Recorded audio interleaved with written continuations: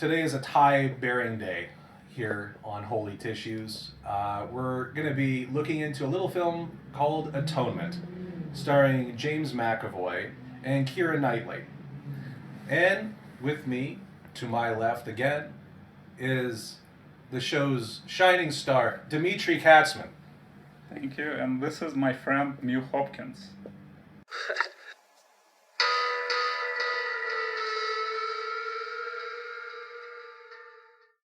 It's very status quo, it's very reserved and very tired and very repressed environment, we could say. It begins... Especially sexually repressed. Oh, well, that's definitely the theme of this film, sexual repression. Typewritten logo we hear denoting an author is at work. We open with the author, and there's a little girl, and she has her little animals, and she's writing a little story called The Trials of Arabella. And all of a sudden, the typewriter is clacking away, and the soundtrack of the movie. And then the soundtrack begins, and I thought, this is a lovely little intro, a little musical motif to begin the film, with the typewriter becoming the music. Ding, ding, ding, ding, ding, ding. It's really nicely done. I really like that. It was a nice way to begin the film.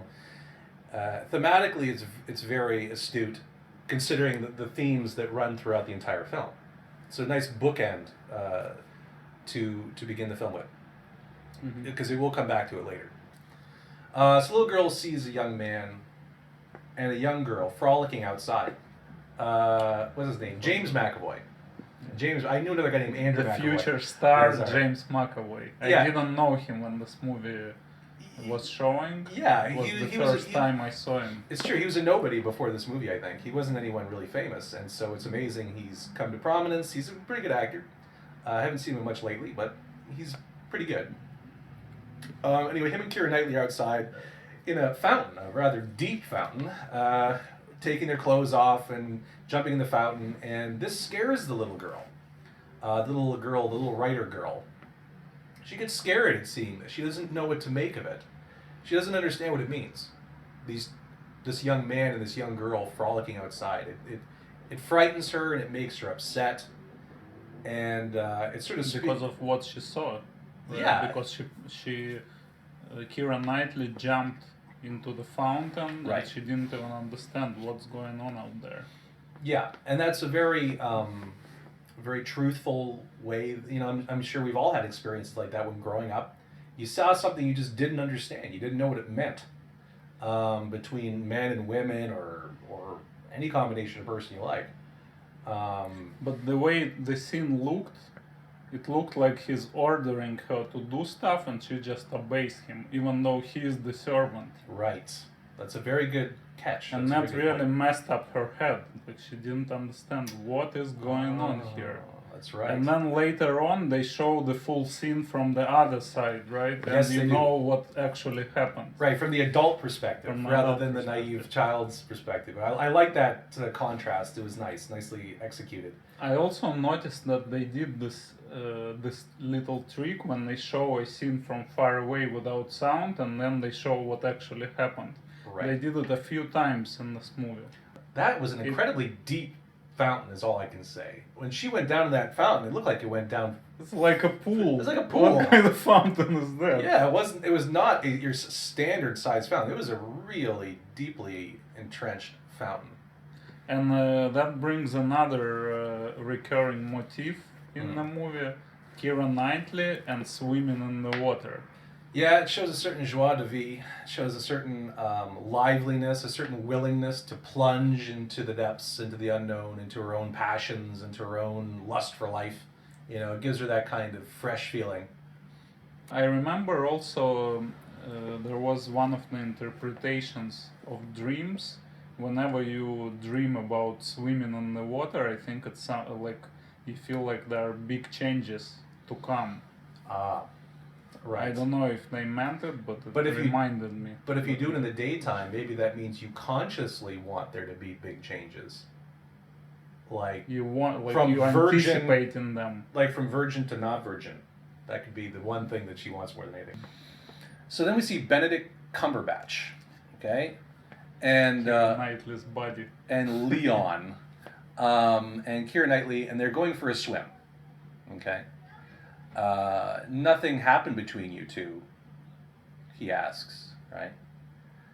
And then she says, for God's sake. And then she jumps in the water. Again. Like, she's totally fed up with all these guys around her, right? Mm-hmm. She is sexually repressed. There's just no doubt about it.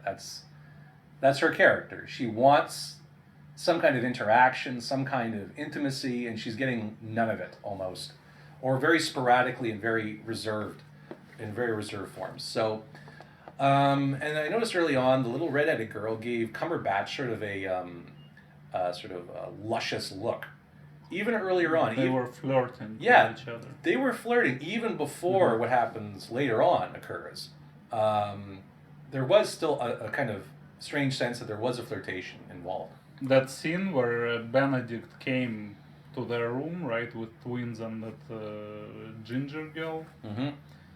And when they were talking, that's when the kid said, my father said there wouldn't be any war, and Benedict said, he's wrong, your father is wrong. And then he started talking about his chocolate factory, that he's supplying chocolate to all the British soldiers. Oh, right. And then he gives the chocolate to the girl and tells her, bite it hard. I mean, that scene, it's very perverse. Oh, you're right, it is. Because she looks so young, that girl, and he just tells it right in front of her brothers. Just bite that chocolate. Yeah, you have to bite it, he says. I just have to give it to your sister, you have to bite it. Bite it. I know, like, what a perv, like, total perv alert at this point. Like, Cumberbatch has outed himself as a complete perv at this point in the film. Okay, so James McAvoy writes this letter, okay? It's supposed to be a love letter to Keira Knightley. An apology. An apology, a kind of like, oh, I'm sorry that maybe I got out of place. Maybe I shouldn't be being so presumptuous. But then he didn't do anything. He was just standing there. He was flirting with her, and maybe just wanted to let her know that he doesn't want to risk his own station in life because he's been given by Keira Knightley's father, I believe, the loan to become a doctor, to go to school. And to become a professional, to become a doctor, right? Yeah. So he has a lot to lose if he's found to be in some kind of impropriety with Keira Knightley's character. It could jeopardize his future. He would be stuck in the lower classes. He wouldn't be able to become anything better. So his love for her is a very dangerous thing in terms of class. And so he accidentally, he doesn't like his first version of the letter. And he's like, it's too flowery. And so he starts writing this sort of pervy letter with, of course, the word CUNT on it. Very scary word. Very scary word. Oh my God. We can't use this word. But I mean, if he were to tell her honestly that he just wants her sexually, and even says something a little bit naughty, it could jeopardize his whole future, and poof, that's it. So basically, he finishes the dirty letter, and by mistake, he puts it in the envelope instead of the pretty letter. That's right. Instead of the romantic letter, he gives the sexual letter. Yeah. Which was just as a joke for himself. Exactly right.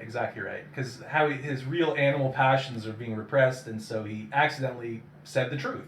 And then he wants to deliver the letter, right? But he gives it to this little bitch, basically. Yeah. And I felt like this was one of the weakest plot devices in the movie, because it's just too apparent. Why would you give it to this little girl when you know she's very curious? Yeah. She wants to sneak on everything, right? I completely agree. I mean, they could find some other way to make the girl read the letter, right? If she's so sneaky, she would have found some more natural way to read that letter. Right. But just giving it straight, no. It's one of the big weaknesses in this plot. And then all of a sudden, there's sex everywhere, right? All of a sudden, Keira Knightley and James Whenever McAvoy. this little girl goes, she sees someone having sex. Exactly. She sees sex everywhere. It's a coming-of-age story in that sense, I suppose. So she wanders into the library, into the study, right? And after McAvoy has given her the letter, I believe she received the letter. Next thing you know, I guess that turned her on. You know, the word "cunt" I guess turned her on. I don't know, but She was just following him. next thing you know, they're together. They look almost plastered on the wall together when they're found in the library. That was in the freeze second frame. time. The second time they used this trick. When they show the weird scene, you don't understand why they're standing like this. Yeah. And then a minute later, they show you the other perspective, how they got up to that point. Right. So they basically were having sex in the library, and when they heard the girl come in, they freezed. Right. And that's why it looked so unnatural and strange. Yeah, it looks like they're just sort of like in a tableau position. That was a funny scene. Like, It what was. the hell is this? I know. I didn't know what the hell I was looking at for a second. I thought I was entering a ghost movie or something. These bodies just muddled together like that. It was kind of strange. James McAvoy and Keira Knightley, they both had tears in their eyes after finally being able to express themselves sexually, which definitely feeds into, again, the idea of sexual oppression having real weight and real meaning. I mean, you know, they really finally got to express themselves in some kind of meaningful way that they felt like it was like, you know, a life-making moment. You know, tears of liberation. Tears of liberation, exactly. And now they can finally be human beings for once, right? So they kiss and have sex in the library, and she says she loves him. A second, just before he inserts into her. He inserts the disc. He inserts the disc into her. And the first thing she says is she loves him. So just wow. Okay, so that's like repression 101. It's like mixing oil and water, you know. You're saying you love someone just because you're having a sexual encounter with them. It's sort of, it shows you how it can make for strange bedfellows. And we have the big scene with the fake rape. It's a very split-second scene. You almost miss it if you don't. Like, what the fuck was that? What? Yeah, it's very unclear what's going on. It's very unclear, except for he's on top of her in the bushes, and there's a skirt. Looks like it's a bit up or something. God knows what's going on, but it looks like a rape. I'm just going to say I think it's a rape. Essentially, the little girl wants to blame the innocent man. She wants to blame James McAvoy for the rape. And she bears false witness. She's a total sinner. Okay? She is totally to blame. Right? And that's a very important scene where she gives the false witness. This is where... account. Yes, and this is where innocence is lost. So she's willing to falsify evidence. Or at least she misinterprets the evidence entirely because she doesn't understand sex. So her ignorance and the repression and the ignorance surrounding sex is now being used as a gray area to incriminate an innocent man. Right? Here's a victim of Ignorance. sexual ignorance. Yes. Bingo. So, literally, years go by, or a long period of time goes by. And then they sent him to World War II. Yeah, well, it was... instead of prison. Well, exactly. And all of a sudden, it's like World War fucking II all of a sudden. And it's like, you know, the cinematography, by the way, in this time of the film, I felt was A+. Like, it was incredible cinematography. I couldn't take my eyes off the sets and the costumes and the makeup is all A+. A+. I think specifically that scene where the soldiers finally find all the allies on the beach. Yeah. That was like the big epic scene without any cuts. They just walking around and stuff happens behind them in the background, like very coordinated. I felt like it was one of the most amazing scenes I've seen in all movies I've ever seen. It was expansive. It was just magnificent. And I thought aftermath.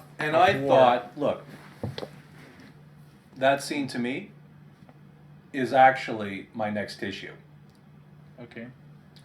It was the biggest waste of money and time, and it was almost without context or purpose to the story. other than just as a big visual spectacle with no meaning. Nothing happened in it of any relevance, really. It was just one man walking through a big group of other men. There was no dead bodies. There was no war happening. There was no fighting going on. There was nothing. It was a big bunch of people standing on a beach. It was, for me, it was the biggest waste of an opportunity. If you're going to have a scene that big, have it mean something. It didn't mean anything. It went nowhere. It took the story no further along. It was just pure spectacle without meaning. I'll tell you my version what the scene means. In my opinion, they show you up to the scene. They show you this poor Robbie, poor James McAvoy, and all the hardships throughout his life, right? And we feel sorry about him. Just coming out of prison. Yeah, prison, war, falsely accused of rape.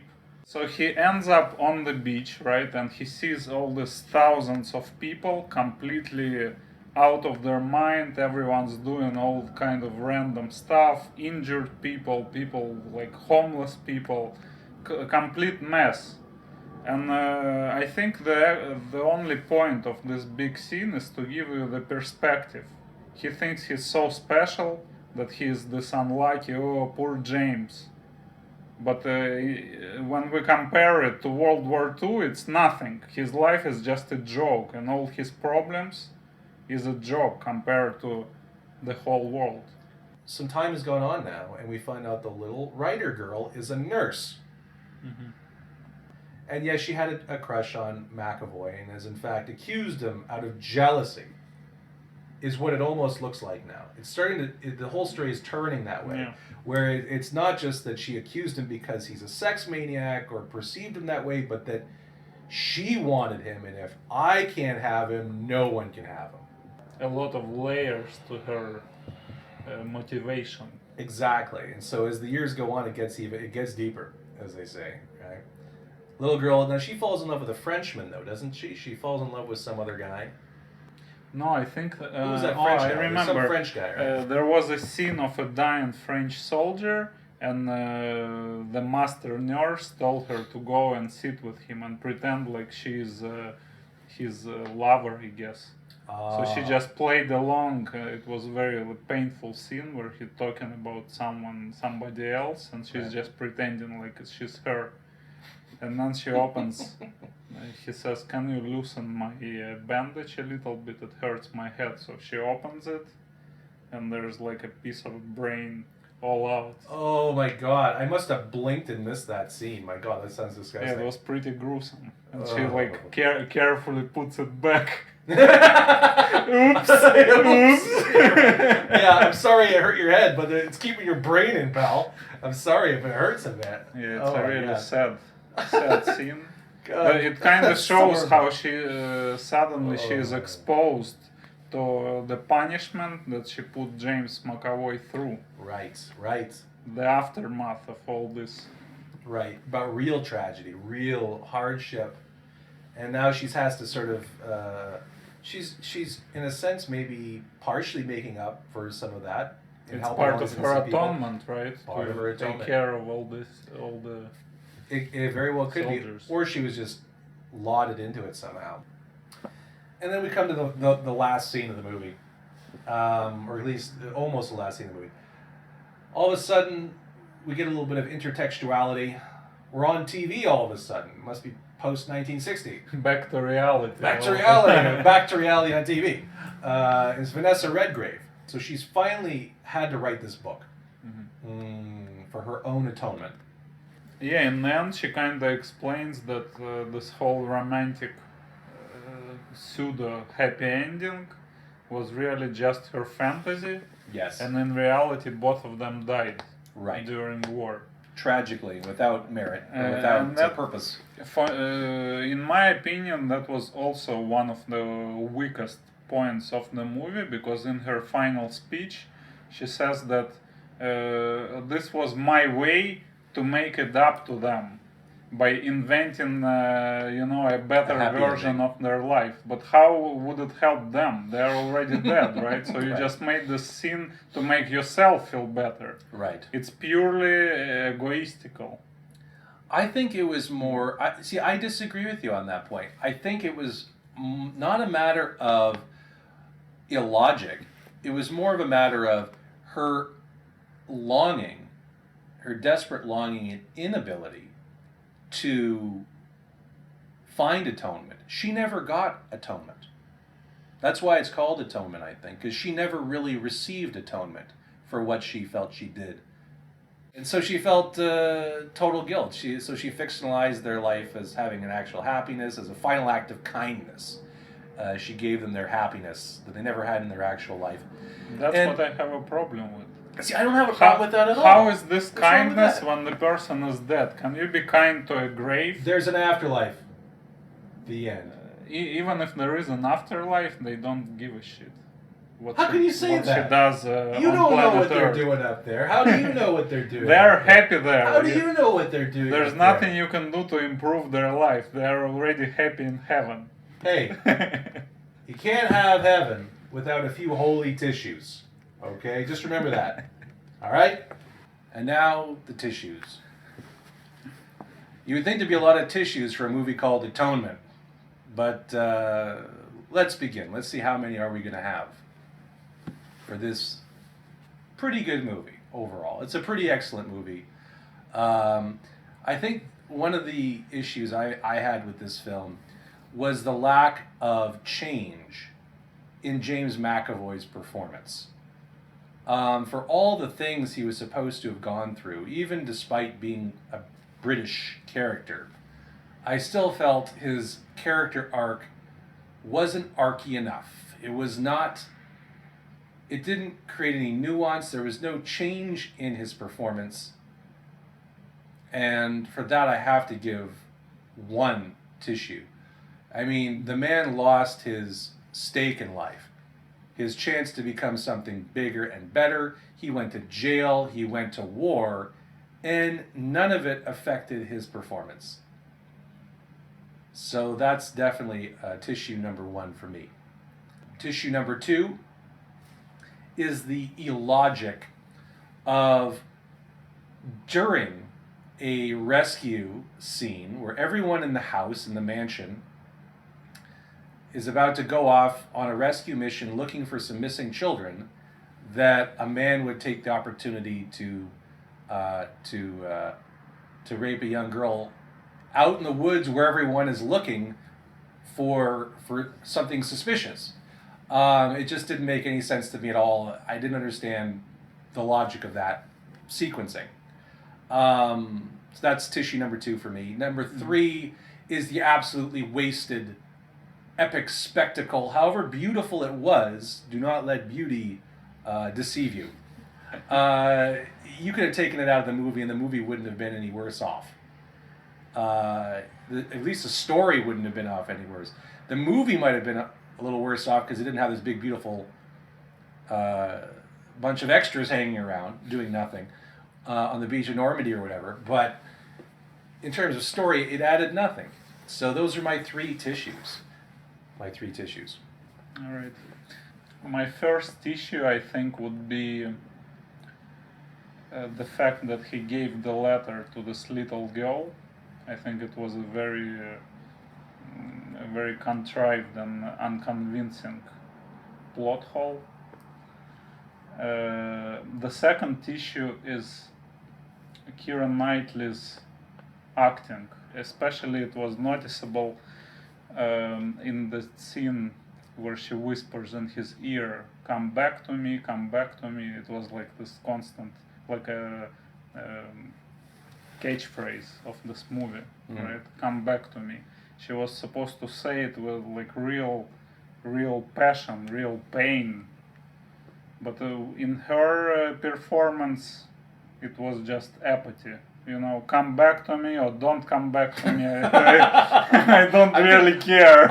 I'll tell you just the same. Yeah. In the same tone. You'll get If nothing you don't come different. back to me, I just marry the neighbor. Yeah, right. So that was my second tissue. Oh no, okay. And my third tissue was the soundtrack. I mean, it's Really? Okay.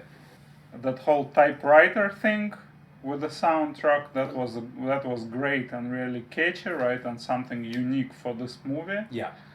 But other than that, constant dramatization with music. It basically shows that you're lacking in, you know, making it dramatic without music. Right. It's You're- maybe to compensate for the lack of acting. Exactly. Yeah. Yeah. And it was yeah. very forced. Every time there's something happening, you have the symphonic music, you know, forcing it upon you. Right. And when in the end, when they showed an old woman, the old writer, for a second there, I thought, wow, now it makes sense, because all this up to this point was just her fantasy. So it makes sense it would have this overly dramatic music. Mm-hmm. But then they kept on using the dramatic music even with the real TV person. Right. And Right. at that point, I was already okay. They didn't really mean it. It was sympathy overload at that point, possibly. So that's my third tissue, and I think that's that. 3 tissues from me. Well, it sounds about right to me. All right, here we are. 1, 2, 3 for me. 1, 2, 3. That's all she wrote. That's 6, baby. Atone for this. See ya.